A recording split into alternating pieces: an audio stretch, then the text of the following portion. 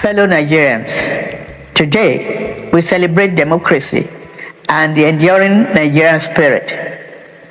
For 27 unbroken years, since May 29, 1999, Nigerians have chosen their leaders through the ballot, witnessed peaceful transition of power, and resolved disagreement in courtrooms and legislative chambers, not through violence. We have experienced the longest stretch of civilian rule in our history. Our democracy is not perfect, but it is ours, and we must continue to defend and strengthen it. In the coming days, Ekiti and Osun states will hold elections. I urge INEC, security agencies, and all parties to ensure these polls are peaceful and credible. Democracy fails when citizens doubt the process. To our National Assembly, judiciary, the press, and civil society, you are the guardrails of our republic. Criticize me, disagree with me, but never stop believing in Nigeria. To our young people, Nigeria is your home and your future. Build here, code here, work here, and vote here. Every great nation was built by those who stayed to solve problems, but not by those who abandoned ship. To our armed forces, police, and intelligence services, Nigerians salute your sacrifice. To our traditional rulers, faith leaders, and community heads, thank you for your support of peace and reconciliation. The government cannot do it alone. Today, we honor the resilience of Nigerians who refuse to surrender their faith in freedom and the courage of those who stood firm against intimidation. We pay tribute to patriots who endured persecution, imprisonment, exile, and even death so that future generations could enjoy democracy. I salute labor leaders, journalists, activists, students, women, professionals, political leaders, and soldiers, both those who passed and those still with us, for their patriotic contributions. Though this year's mood is dampened by the abduction of our children in Oyo and Borno, we remain hopeful for their safe return. Democracy without security is not solid enough. That is why this administration has chosen both kinetic and non-kinetic strategies to restore peace, declared a security emergency, and approved the recruitment of 50,000 new police officers and thousands of military recruits. Our 2026 budget commits 5.41 trillion, our largest ever, to defense and security. We have moved from training with our allies to precision targeting. In Arege, we degraded ISWA and command centers. Terror-related deaths are down by 81% since 2015. Over 13,000 terrorists have been neutralized in the past year. But we also keep the door of surrender open. Over 124,000 fighters and dependents have laid down arms since 2023. Through Operation Safe Corridor, we turn our former enemies into citizens because every life saved is a victory for democracy. To bandits, kidnappers, and sponsors of terror, surrender or face the full force of the Nigerian state. These windows of surrender will not remain open forever. No mercy will be shown to those who trade in blood of Nigerians. At a time like this, Let us not assign blames or point fingers. Crime has no ethnicity. We must stand united and be assured that the enemies of our nation shall soon be history. We will triumph over terror and continue to build a more prosperous nation. June 12 occupies a sacred place in our national memory. It represents more than an election. It is a defining chapter in our history. We remember Chief MKO Abiola, who won a pan-Nigerian mandate transcending ethnicity and religion. We remember Alhaji Kudirat Abiola. We also remember Chief Gani Fayemi, Chief Bola Ige, Chief Alfred Rwani, and Pa Abraham Adesoya, Chief Anthony Enahoro, Alhaji Balarabe Musa, Commodore Dan Suleiman, Beko Ransom Kuti, Franco Kori, Arthur Nwanko, Chima Obani, Shehu Musa Yar'Adua, and the many other heroes and heroines of democracy whose sacrifices helped secure the freedom we enjoy today. As beneficiaries of their struggle, we have a duty to strengthen and deepen the democratic institutions for which they fought. The greatest tribute we can pay is to build a Nigeria where freedom is protected, justice is upheld, opportunity is expanded, and government is accountable. June 12, 1993, revealed the possibility of a true Nigerian nation. The heroes of June 12 secured political freedom. Our challenge is to secure economic freedom.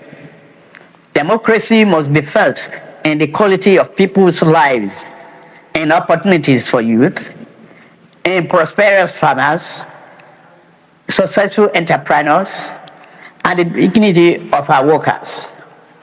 The reforms we are undertaking were not chosen for ease, but for necessity. 3 years ago, our public finances were under severe strain. Investment was discouraged, and economic uncertainty threatened our future. We chose to act, embracing reforms to advance Nigerians' economic freedom. Since 2023, our reforms have restored stability and credibility to economic management. Federation revenues have risen, providing state and local governments with more resources for infrastructure, education, health care, and security. Fiscal transparency has improved. Leakage has been reduced, and public funds are better directed to national priorities. Investors' confidence has returned with investment in agriculture, energy, manufacturing, technology, mining, transportation, and the creative industries growing. Domestic refinery capacity has increased, strengthening energy security and reducing our reliance on imported petroleum products. By 2023, when we came on board, the electricity sector was characterized by chronic generation shortfalls and unreliable gas supply and transmission infrastructure, so fragile that they could not evacuate available power. Distribution companies were burdened by massive losses and a metering deficit of over 4 million. Worst of all, the value chain was drowning in legacy debt. The result was a sector that generated less than 13,500 megawatts installed capacity, a sector that transmitted less than it generated, distributed less than it transmitted, and collected revenue far below what it needed to sustain itself. To address the problem besetting the sector, I signed the Electricity Act, which grants state authority to generate, transmit, and distribute power. The Presidential Power Sector Task Force is working hard to reduce the metering deficit. It has also been authorized to raise a 4 trillion bond to settle verified legacy debts. Rural Electrification Agency supported by the World Bank and the African Development Bank, has deployed off-grid and mini-grid power to underserved communities, universities, markets, and hospitals. Electricity is a democratic dividend we owe every Nigerian. We intend to deliver it. Across the country, infrastructure projects are connecting producers to markets and creating opportunities for the enterprise and employment. The National Agricultural Development Fund is deploying 10,000 tractors over 5 years. Over 1,000 SME have been certified for export. Non-export grew by 21% last year. Yet, many Nigerians still face economic hardship.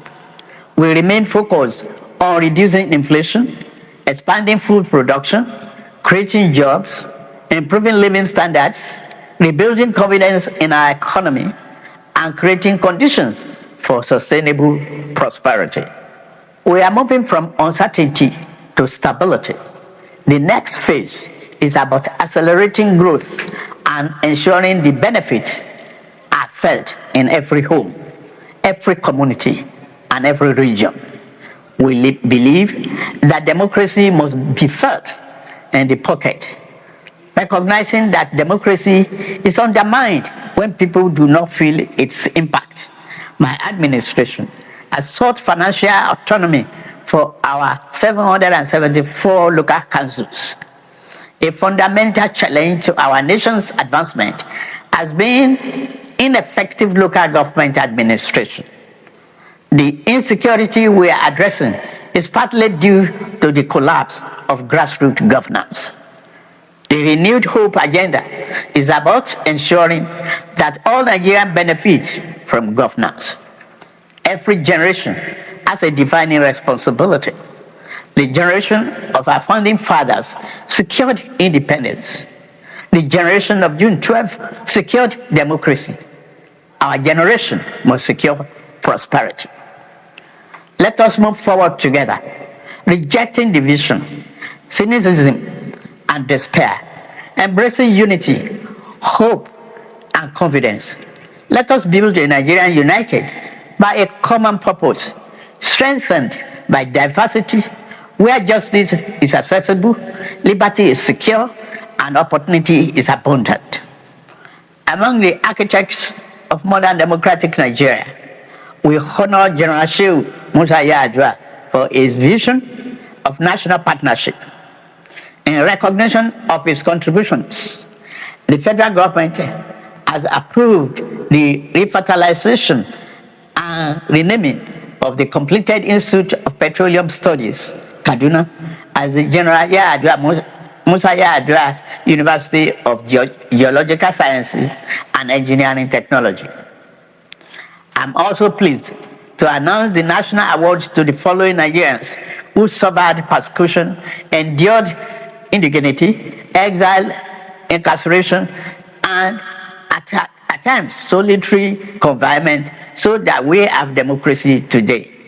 Barrister Ayoka Lawani, Tunde Fagbenle, Oladele Alake, Olatunji Bello, Louis Odion, Segun Babatope, Sam Omoseye, Sir Ademola Oshinubi, Bola Wole, Lade Boniola, Femi Kusa, Debo Adeniran, Chief Ayo Padokun, Chief Raf Obiora, Ose Osayoje, Barrister Osa Director, Professor Sylvester Odion Akai, Dr. Nwanko Posthumous, Dr. Osage Obayuwana, Joe Oke Odumake, Barrister Titus Mann, Joe Ibokwe, Richard Akeola, Ben Charles Obi, Posthumous, George Umba, Nina Malaolu, Major General Shola Williams, retired,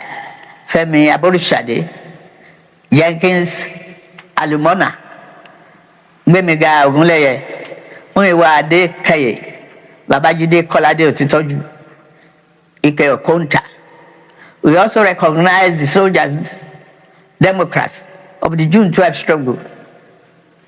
Major General M.A. Garba, Brigadier General Lawal Jafaru Isa, Colonel Umar Farouk Ahmed, Colonel Sambo Dasuki, Colonel Lawal Gwadabe, Brigadier Jonathan Ndantem Long, Colonel Musa Shehu, Major General Chris Eze, Major General Aris Dama, Colonel Isa Jibrin, Major General Joseph Oshanokwe, Colonel Olusegun Oloruntoba, Olugbede of Gbede Kingdom, Lieutenant Colonel Api Kevas Bulus, Colonel J. Okai, Colonel Emmanuel Unduboeze, Lieutenant Colonel Yakubu Muazu, Brigadier Yaya Abubakar, the current Esunupe, who is already the holder of CFR title. The honored list will be released in the next few days. Fellow Nigerians, 27 years ago, many doubted democracy will survive here because of our diversity. Today, our diversity sustains our democracy. The road ahead is steep, but June 12 reminds us, Nigeria do not break. We bend, we bleed, but we do not break. Let us renew our covenant that the labors of our heroes past shall never be in vain, and that our government of the people, by the people, for the people, shall not perish from this land. May God bless the heroes of our democracy. May God bless the Federal Republic of Nigeria. May God continue to bless us all. Happy Democracy Day.